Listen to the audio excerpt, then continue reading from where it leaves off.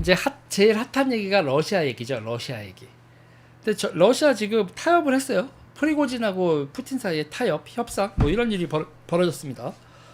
저는 러시아 끝났다고 봐요.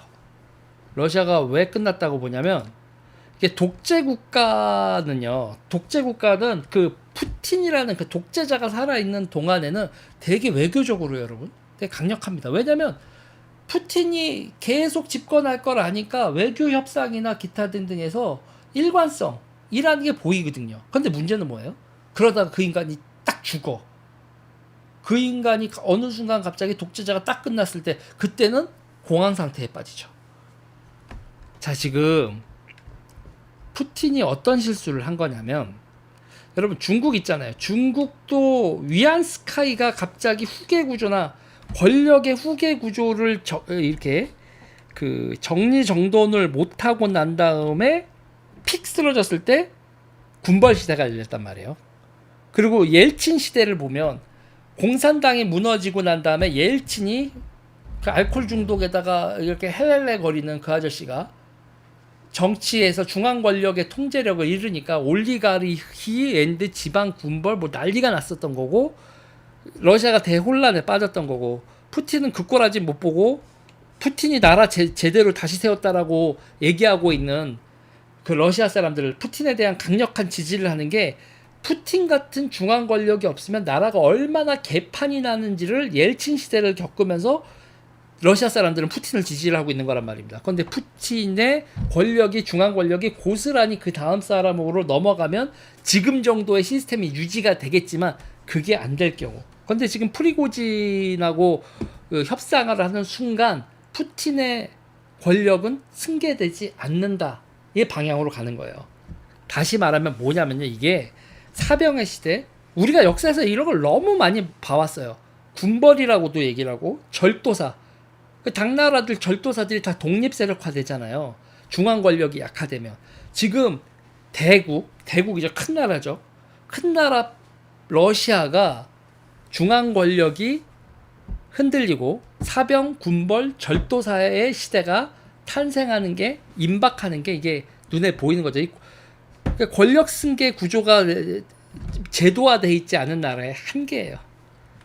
저는 러시아가 군벌들과 올리가르이들의 영역 분할 통치로 가는 게 거의 확실시되고 있는 사건이다. 일단은 푸틴이 만약에 있잖아요. 푸틴이 지금 다시 권력을 확 잡고 그러려면 프리고진의 목을 따야 돼요. 한 번 대들었던 놈은 반드시 중앙 권력에 대들었던 놈은 반드시 나한테 작살난다는 걸 보여줘야 되는데 지금 프리고진의 목을 못 따죠. 왜?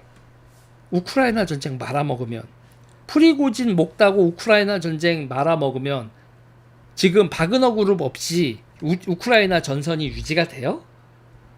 안 되거든.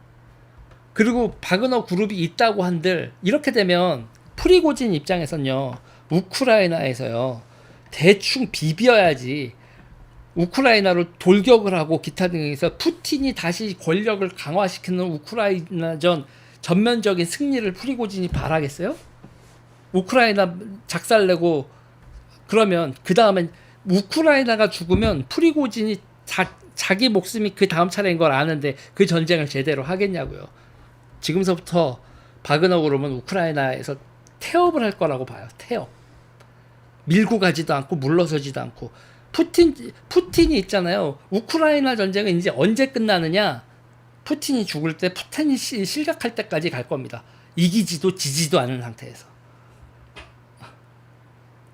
우크라이나 전쟁은 이것도요. 미국 입장에서도 우크라이나 전쟁을 빨리 끝내야 되는 방향으로 그러려면은 막 하고 푸틴의 몰락 이게 아니라 계속 그런 식으로 가고 그 과정에서 우크라이나 전쟁이 지지부진하게 계속 끌면 그러니까 미국의 이게 우크라이나 전쟁을 승리로 이끌면서 푸틴을 몰락시키는 것보다 지금 상태에서 프리고진 뭐 또 다른 새끼 하면서 푸틴의 권력이 약화되면서 지방 세력들, 군벌들, 사병을 가진 군벌들, 절도사들이 점점 확대되는 게 그러면서 러시아가 완전히 다시는 재개하고 미국한테 덤빌 수 없는 변방 국가화 되는 거를 확인을 하고 전쟁을 끝내겠죠.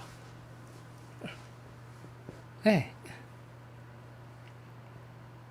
뭐 이런 식으로 가는 겁니다. 근데 이제 제가 보면서 요번에 러시아는 보면 항상 군사 강국, 앞으로도 군사 강국일 겁니다.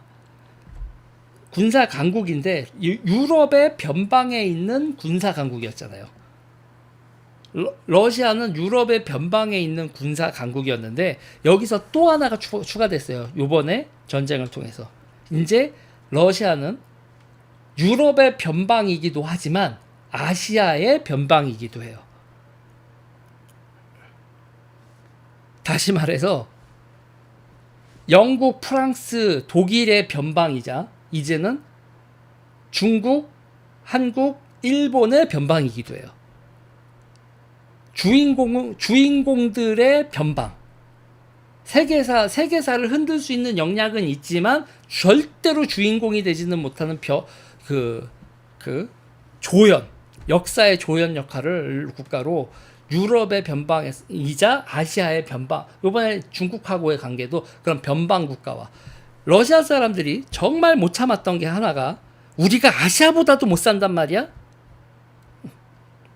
우리가 아시아보다도 못 산단 말이야? 그거 정말 러시아 사람들, 아니 프랑스, 영국, 독일은 그렇다 친데 우리가 왜 한국보다도 못 살아? 그거 이제 그런 시대. 한국은 우리보다 잘 사는 나라 그냥 디폴트로 두고 중국도 자기들보다 잘 사는 나라 인정하고 군사력도 유럽이 더 세다, 중국이 더 세다. 우리는 세긴 세지만 변방 국가다. 그래서 유럽보다 못 살고 이제는 아시아보다도 못 사는 나라 확정각. 한때는 그레이트 게임을 했던 강대국이 말이에요. 이제 라떼 제국이죠. 라떼. 우리가 한때는 말이야. 아유, 여러분 라떼 제국에서 넘버원은 몽고죠. 몽골 사람들. 우리가 라떼는 징기스칸 때는 말이야. 저는 이렇게 봐요. 러시아 라떼 제국 확정각이다. 러시아는 역사의 뒤안길로 훅 밀려난다. 네, 여기서 지금 표현 많죠. 눈 내리는 동남아, 자원부국인데 역사성도 깊고 기타 등등한데 답이 없는 제국으로 가게 돼버렸다. 뭐 저는 그렇게 보고 있습니다.